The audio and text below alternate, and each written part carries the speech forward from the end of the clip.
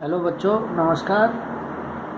तो बेटा फिर से हमारी व्हाट्सएप पे क्लासेस स्टार्ट हो गई है। तो हर रोज़ का काम आपको पूरे ईमानदारी से करना है बेटा, डेली करना है। और नोटबुक आपको साथ साथ अपने मेंटेन करनी है, ठीक है बेटा। हम चैप्टर 10 कर रहे थे बेटा, स्ट्रेट लाइन, जिसकी हमने 2 एक्सरसाइज कंप्लीट कर ली। थर्ड के क्वेश्चन हमारे बचे हुए हैं। तो आज हम एक्सरसाइज 10.3 पे बात करेंगे बेटा, ठीक है। 10.3 के अंदर आपको हमने इंटरसेप्ट फॉर्म के से इंट्रोड्यूस कराया था बच्चे, ठीक है। एक्सरसाइज है हमारी 10.3, ठीक है। इसका थोड़ा सा मैं आपको डिटेल बताऊं। बेसिक बेटा हम कर रहे थे इंटरसेप्ट फॉर्म, ठीक है। इंटरसेप्ट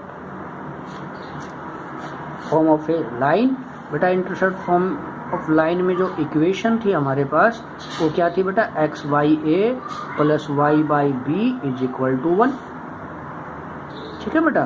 तो इसके अंदर जो ए और बी है वो था इंटरसेप्ट बेटा। ये कोई लाइन है बेटा, origin to a distance called X intercept denoted by ए।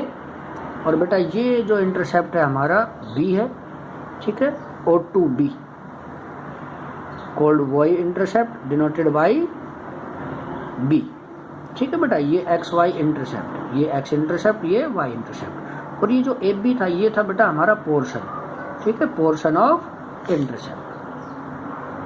समझ में आई बेटा। तो equation of intercept form of a straight line क्या बनी थी बेटा, मतलब ये इक्वेशन, इसकी equation x by a plus y by b is equal to 1। Clear है बच्चे हमारे पास, ठीक है। तो इस पे हमने क्वेश्चन किए थे कि भाई मुझे इंटरसेप्ट दे रखी है एक्स एक्सिस की और वाई एक्सिस की, तो इक्वेशन क्या होगी इसका यूज करके, ठीक है ना। तो अब क्वेश्चन इस पे जो बच गए थे बेटा आज उन पे डिस्कस करेंगे। सीरियल नंबर आप अपनी बुक में देख लीजिएगा बेटा, मैं आपको डायरेक्ट क्वेश्चन सोल्व कराता हूँ, स्टेटमेंट एक्सप्लेन करूँगा, अपनी बुक से वो मैच कर लीजिएगा, ठीक है बेटा। तो फर्स्ट हमारा क्वेश्चन जो है, ए straight line passing through point coordinate 3 - 2, find the locus of middle point of the portion of the line intercepted between the axes। कि एक लाइन है जिसका पासिंग पॉइंट दे रखा है बेटा मुझे 3 - 2। तो कह रहा है कि locus of middle point of portion of line. तो लोकस ऑफ मिडल पॉइंट बेटा, लोकस का मतलब एक पॉइंट जिसकी एक इक्वेशन हो, ठीक है ना बेटा।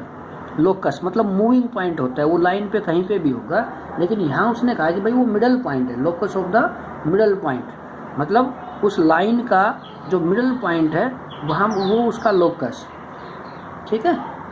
तो कहता है कि उसकी इक्वेशन फाइंड आउट करो उस लाइन की आप। तो हम लेट कर ले बेटा, लेट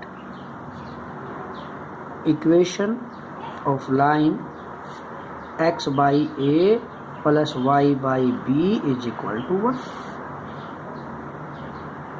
अब बेटा ए और बी की वैल्यू मिल जाए तो यहाँ पुट कर देंगे, अपना आंसर आएगा, ठीक है ना। अब इसके लिए उसने मुझे कंडीशन दी कि लोकस ऑफ ए पॉइंट, ठीक है। तो हम क्या करें बेटा कि ये लाइन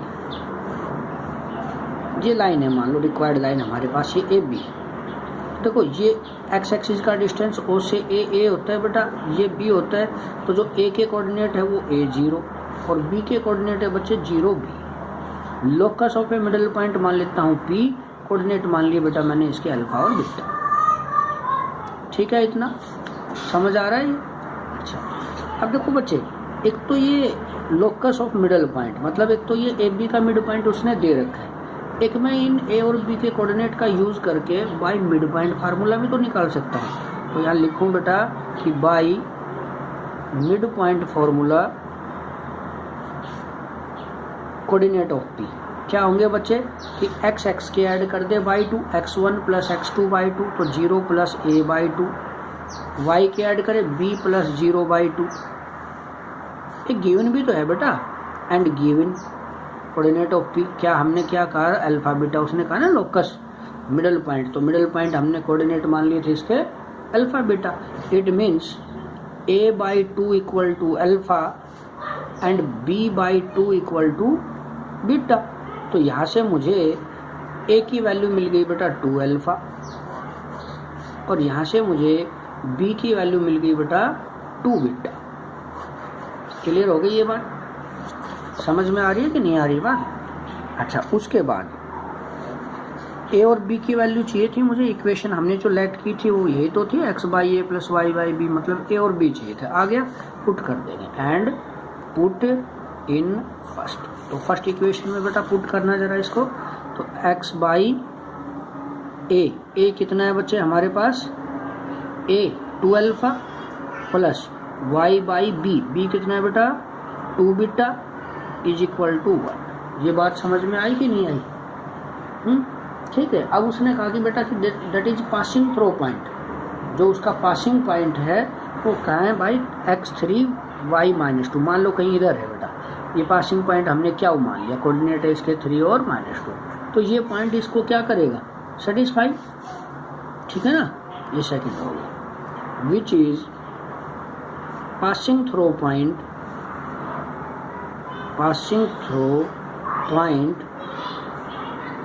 क्या मानना है हमने बेटा? क्या हो उसको?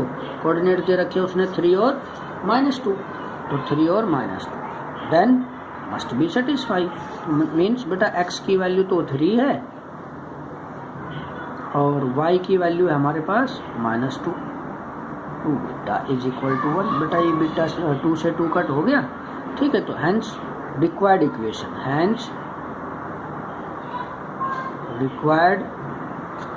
बेटा रिक्वायर्ड इक्वेशन क्या होगी? ये होगी 3/2 अल्फा, अल्फा का मतलब x प्लस माइनस 1/बीटा, बीटा का मतलब y इज इक्वल टू 1। बेटा एलसीएम लेकर सॉल्व कर लेंगे। ठीक है, देखो अल्फा की जगह x, बीटा की जगह y, क्योंकि उसने लोकस ऑफ मिडल पॉइंट का, तो लोकस के ऊपर जो इक्वेशन जो उसके कोऑर्डिनेट होंगे, जैसे हमने यहाँ अल्फा बीटा माने तो ये x का काम करता है, ये y का। लोकस की हमेशा एक इक्वेशन मिलती है आपको, तो इक्वेशन के लिए जो ये कोऑर्डिनेट थे अल्फा बीटा, इसकी जगह क्या लिखा हमने? X y. ठीक है, समझ में आई ये बात बेटा? नहीं आई? क्लियर है सबको? ठीक है, तो इक्वेशन हो गया बेटा। नेक्स्ट क्वेश्चन है हमारा question number, the area of triangle form by the coordinate axis and A line is 6 square unit and length of the hypotenuse is 5 unit. Find the equation of line. Area of triangle form by the coordinate axis. बेटे ये coordinate axis है हमारी, इधर बनाता हूँ diagram. ठीक है, ये एक्स एक्सिस, ये वाई एक्सिस हो गई कोऑर्डिनेट एक्सिस। कोऑर्डिनेट एक्सिस से एक ट्रायंगल बनी, मतलब ये हो गई राइट एंगल ट्रायंगल। ठीक है ना बेटा? ये राइट एंगल ट्रायंगल, ये ओ है, ये ए है, ये बी है। तो ये जो A है, A पॉइंट के कोऑर्डिनेट बेटा A0। ठीक है, ये जो B है इसके कोऑर्डिनेट हो गए 0B। ठीक है, अच्छा तो कोऑर्डिनेट एक्सिस से ट्रायंगल बन गई। कह रहा था ना area of triangle form by the coordinate axis, तो कोऑर्डिनेट एक्सिस से ट्रायंगल बन गई हमारे पास AOB। Clear? And A line हो गई AB इज 6 स्क्वायर यूनिट।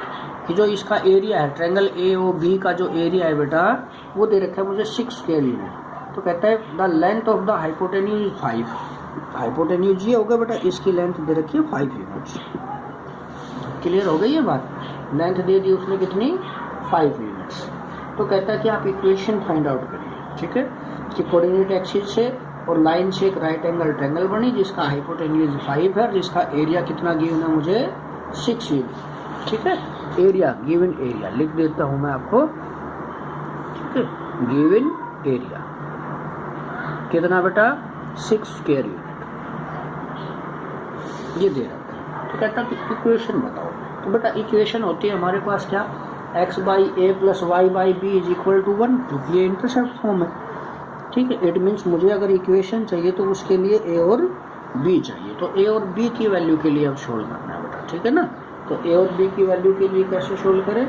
कि जो गिवन कंडीशन है उसके अकॉर्डिंग। तो देखो बेटा, इन ट्रायंगल AOB या OAB मेरे पास ये जो डिस्टेंस है OA, ये A है, OA है A, OB है बेटा B, और AB दे रखा है उसने कितना? 5 यूनिट। तो बाई पाइथागोरस थ्योरम मैं इसमें लिख सकता हूँ बेटा O A square plus O B square is equal to A B square, Pythagoras theorem. तो ओ ए मतलब A square plus B square is equal to 5 square. तो यहाँ से मुझे एक इक्वेशन मिल गई कि A square plus B square is equal to 25। समझ में आ गई ये बात बेटा? ठीक है ना? क्लियर? तो यहाँ से मैं क्या निकाल दूँ बेटा? अब या तो ए की वैल्यू या बी की वैल्यू, जैसा आपका मन करे। मान लीजिए यहाँ से बी स्क्वायर निकाल लिया हमने, आ गया 25 माइनस ए स्क्वायर। ठीक है। अब second condition, area of right angle triangle 1/2 base into height होता है ना बेटा। तो यहाँ एक एरिया उसने दे रखा है बेटा 6 यूनिट, एक फार्मूला, बेस क्या है बेटा ये ए, हाइट कितनी है बी, मतलब ये। ठीक है, समझ में आ रही ना मेरी बात? तो देखो यहाँ से मुझे क्या मिला, ए बी इक्वल टू 12 मिली, ए बी की वैल्यू 12। समझ में आई कि नहीं आई बेटा? है ना? अब देखो मुझे बी स्क्वायर की वैल्यू पता है यहाँ से, तो मैं यहाँ स्क्वेयरिंग बोथ साइड कर दूँ। क्यों कर दूँ? क्योंकि बी स्क्वायर की वैल्यू पुट करूँगा तो मुझे स्क्वायर रूट वगैरह से फ्री हो जाएंगे, इसलिए हमने स्क्वेयरिंग बोथ साइड किया ताकि मैं यहाँ बी स्क्वायर की वैल्यू, आप यहाँ से ए स्क्वायर की भी निकाल सकते हो बेटा, जरूर नहीं बी स्क्वायर की निकालो। Now put B square equal to 25 minus A square in side. तो भैया मेरे ये A square into B square 25 minus A square equal to 144, ये मल्टीप्लाई करें 25 A square minus A raise to power 4 is equal to 144, और ये A square के अंदर बेटा क्वाड्रेटिक इक्वेशन बन गई है ना। तो इसको हम कर लेंगे फैक्टराइज। क्या बनेंगे बेटा इसके फैक्टर कि मल्टीप्लाई कर तो 144 आए, प्लस माइनस करें तो माइनस के 25। ठीक है, तो बेटा ये आप सोल्व करोगे तो 16 9 जा 144, और भैया इनको प्लस करते हैं माइनस करते हैं तो कितना बचेगा, -9 और -16, तो हो गए माइनस के 25। समझ में आ गई ना ये बात बेटा? तो यहाँ क्या बन जाएगा आपके पास, अब एक्स स्क्वायर की वैल्यू आ गई 9 और 16। इट मीन्स एक्स की वैल्यू बेटा स्क्वायर हटेगा तो प्लस माइनस स्क्वायर रूट होगा, तो 3 का प्लस माइनस 9 का 3 और 16 का प्लस माइनस 4। समझ में आई मेरी बात? ठीक है बेटा, एक्स की वैल्यू मतलब ए की वैल्यू आ गई। ठीक है, ये ए चल रहा था बेटा, ए की वैल्यू आ गई मेरे पास, इट मीन्स बी की भी आ गई, यहाँ पुट कर दूंगा from first. If a is equal to 3 this implies b equal to कितना बेटा, भाई यहाँ 3 रखूँगा। ठीक है ना, तो कितना हो जाएगा 9 मतलब 16, तो ये आ गया plus minus 4। If a is equal to -3 this implies b equal to, भाई -3 रखूँगा, -3 का स्क्वायर भी +9 आना है, तो ये भी कितना आएगा प्लस माइनस 4। तो आप एक साथ निकाल सकते हो, मैंने आपको निकाल के दिखा दी है वैल्यू। समझ में आ रही है कि नहीं आ रही बात? ठीक है ना। तो दूसरी बात है भैया यहाँ पे कि if a is equal to +-4 this implies b equal to, भैया 4 रखता हूँ प्लस का या माइनस का, तो ये हो गया 16, 25 माइनस 16 9, तो ये हो गया +-3। ठीक है, अब बारी बारी से ए बी की वैल्यू लीजिए और फर्स्ट इक्वेशन में हम पुट कर लेंगे, मतलब जो रिक्वायर्ड इक्वेशन है। तो if a is equal to 3 b is equal to 4 then equation, भाई इक्वेशन होती है x by a y by b is equal to 1। तो बेटा x by a 3 plus y by b 4 is equal to 1, एल्शियम लेके solve. ऐसे ही बारी बारी से आपको ए बी की वैल्यू उठानी है बेटा, इसमें पुट करनी है, फिर हमारे पास इक्वेशन है। ठीक है, समझ में आई बेटा? अब नेक्स्ट है परपेंडिकुलर फॉर्म। भाई परपेंडिकुलर फॉर्म क्या थी बेटा, x cos alpha plus y sign alpha is equal to p। ठीक है, ये थी कि भाई ये हमारी लाइन है बेटा भी, ये origin to line perpendicular distance denoted by p। ये अल्फा है angle with the line perpendicular and the coordinate axis.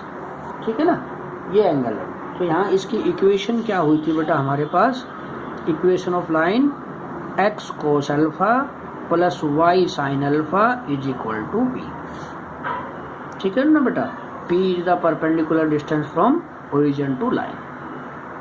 समझ में आई? तो हमारे पास बेटा क्वेश्चन गिवन है मुझे P, क्वेश्चन है बेटा P perpendicular distance from origin 5 alpha 60। तो कहता है कि आप इक्वेशन बताओ। तो इक्वेशन ऑफ लाइन क्या होगी बेटा? Equation of line x cos alpha वो 60 है बेटा, plus y sign alpha alpha 60 is equal to P5। तो x cos alpha 1/2 sine alpha मतलब 60 कितना है बच्चे? √3/2 इज इक्वल टू 5। तो बाई एल्शियम ये आ गई हमारे पास बेटा x plus √3y is equal to 10। ये आंसर है। समझ में आई बेटा? तो ये तो इस तरह के क्वेश्चन है बच्चे हमारे पास। नेक्स्ट क्वेश्चन है find the equation of straight line, equation of straight line such that length of perpendicular from origin upon it is 8।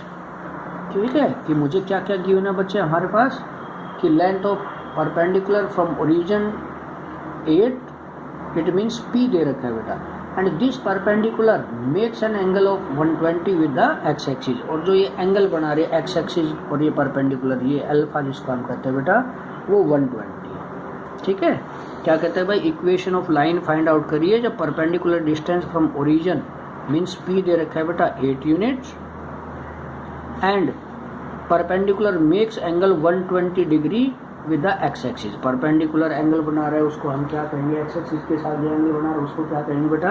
Alpha. तो वो कितना है बेटा हमारा? 120। समझ में आ रही ना मेरी बात? ये नहीं आ रही? ठीक है, तो यहाँ पे इक्वेशन क्या बनेगी अब हमारे पास? x cos alpha plus y sign alpha is equal to P। रख दो बेटा value, cos alpha 120 sine 120, P कितना है बेटा? 8 यूनिट। समझ में आ रही है बात? अच्छा जी, तो देखो मुझे अब इनकी वैल्यू डायरेक्ट नहीं पता, लेकिन हम क्वाड्रेंट कर चुके हैं थर्ड चैप्टर में साइन 120। बेटा इसको क्या लिख दूंगा मैं? 90 प्लस 30 या 180 माइनस 60। भाई 90 plus theta second quadrant, second में साइन पॉजिटिव, 90 में टी रेशो चेंज। ठीक है, और कोस 30 होता है √3/2। तो इसकी वैल्यू तो आ गई कितनी? साइन 120 की तो √3/2।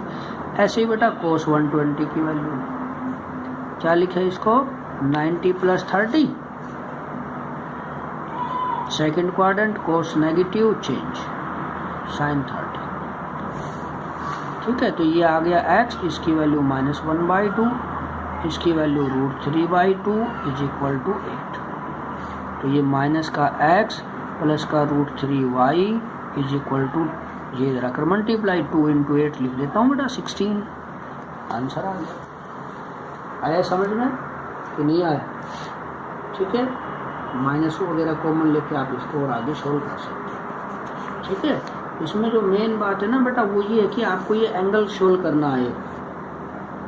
ठीक है ना, अब एंगल उसने दिया मुझे, मान लो 15 डिग्री दिया, अल्फा 15 डिग्री। तो अल्फा 15 डिग्री का मतलब कोस 15 साइन 15 की वैल्यू कैसे फाइंड आउट करें? तो देखो बेटा हम ट्रिग्नोमेट्रिक सीख चुके हैं पहले ही। साइन 15 है, इसको लिख दूँ भाई 45 माइनस 30 और साइन A माइनस B का फार्मूला ओपन करके सोल्व कर लो। ठीक है, तो इसमें जो मेन बात है वो एंगल सोल्व करने की। कर पाएंगे बेटा? एक क्वेश्चन और है बेटा, और जो लास्ट फॉर्म है find the equation of line which are at a distance of √3 unit from origin and passing through point 20। ठीक है बच्चे, कि मुझे क्या दिया है कि ओरिजिन से distance, perpendicular distance from origin दिया है P √3। Find the equation of line which are at a distance of √3 unit from origin and passing through। अब की बार बेटा अल्फा नहीं दिया उसने, पासिंग पॉइंट दिया मुझे जिसके कोऑर्डिनेट है 20। ठीक है, तो भाई परपेंडिकुलर डिस्टेंस दिया है तो इक्वेशन तो हम वही लेट कर ले। Let required equation of line x cos alpha plus y sign alpha is equal to P। ठीक है, समझ में आ रही ना बात। यहाँ वैल्यू रख तू बेटा, x cos alpha plus y sine alpha, P की वैल्यू है बेटा √3, ये फर्स्ट। अब अल्फा नहीं है मेरे पास, या डायरेक्ट ये कहूँ कि भाई कोस अल्फा साइन अल्फा की वैल्यू मिल जाए तो हमारा आंसर है। तो उसके लिए हम उसने क्या दिया, passing point, which is passing through point coordinate 2 0, then must be satisfy. तो x की वैल्यू तो 2 कोस अल्फा, y की वैल्यू 0 बेटा, इज इक्वल टू √3। तो मैं यहाँ से कहूँ कि मुझे कोस अल्फा मिल गया √3/2, क्योंकि ये तो 0 ही हो गया। समझ में आ रही ना बेटा। तो कोस अल्फा मिल गया, ये मिल गया, साइन और चाहिए बेटा, है ना। तो साइन के लिए क्या करें भाई, आइडेंटिटी सीखे हम, या तो PBP HHB 10th वाला फार्मूला लगाओ, या फिर आइडेंटिटी यूज करिए बेटा कि साइन स्क्वायर अल्फा होता है बेटा 1 minus cos square alpha. Sine alpha की निकालेंगे तो इधर रूट हो जाएगा। तो इसको भैया सॉर्ट आउट करके हमारे पास जो वैल्यू आएगी वो क्या आएगी, ±1/2। कोस अल्फा की वैल्यू √3/2 पुट करके सोल्व की, ठीक है ना बेटा। ये पुट कर दो, now put value of cos alpha and sine alpha in first. यहाँ वैल्यू, इसकी वैल्यू √3/2 बेटा, और इसकी वैल्यू बेटा ±1/2 आंसर, ठीक है। तो बेटा ये एक्सरसाइज हमारी कंप्लीट हो गई है। जो लास्ट फॉर्म पैरामेट्रिक फॉर्म है वो अपने सिलेबस में अभी है नहीं, ठीक है, तो उसको अभी करेंगे नहीं बेटा, टाइम की शॉर्टेज ज़्यादा है, ठीक है। और नेक्स्ट लेक्चर में हम न्यू एक्सरसाइज स्टार्ट करेंगे बेटा, general equation of a straight line पे डिस्कस करेंगे, ठीक है। Thank you.